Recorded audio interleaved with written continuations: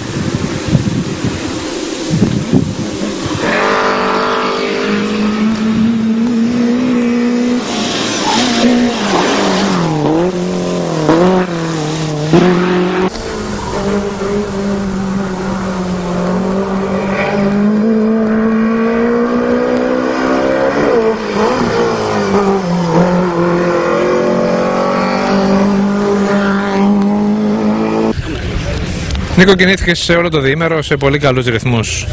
Μας έχει συνηθίσει άλλωστε κάτι τέτοιο. Χθες τους άφησες άφωνους στη σούπερ ειδική, σήμερα το ίδιο και στις ειδικές του αγώνα. Καταρχάς, πώς ήταν ο αγώνας για σένα, από μέσα, και ποια η κόντρα σου σήμερα? Καταρχήν είναι να δώσω συγχαρητήρια στην Κέντε Τεγερίτσι και στην Άλλα, με όλους τους ανθρώπους που βοήθησαν να κάνουν αυτόν τον αγώνα. Στην πίστα ήταν μέσα στο σπίτι μου. Ήταν δύσκολο να χάσω. Το αμάξι δεν το ξέρω. Έχω να τρέξω 3 χρόνια με αυτό το αυτοκίνητο. Από τότε που έτρεχαν οι ένα. Το κάναμε αλφα. Αρκετά καλά, διασκεδαστικά ήταν. Ο Λούρμπας δεν ήρθε. Ο Πλάγος πήγαινε σιγά για να πάρει το κύπελο ασφάλτου. Δεν είχα μέτρο σύγκρισης. Άρα αναγκάστηκα να ρισκάρω εντός εισαγωγικών σε κάποια σημεία για να δω το αμάξι πώς συμπεριφέρεται. Είναι καλό. Είναι καλό. Το φτιάξατε καλά, έτσι. Όσον αφορά τη θέση στη γενική, την περίμενες από την αρχή? Όχι, δεν την περίμενα. Δεν περίμενα να ήμουν 7ος, 8ος εκεί που έπαιζα με το Γιάρης. 9ος εκεί. Είχε παραπάνω δυνατότητα στο αυτοκίνητο, τις εκμεταλλεύτηκα.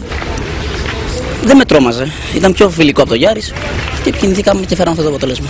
Τα σχέδιά σου για το μέλλον ποια θα είναι τώρα? Ό,τι κάνω πάντα, δουλειά και μόνο δουλειά.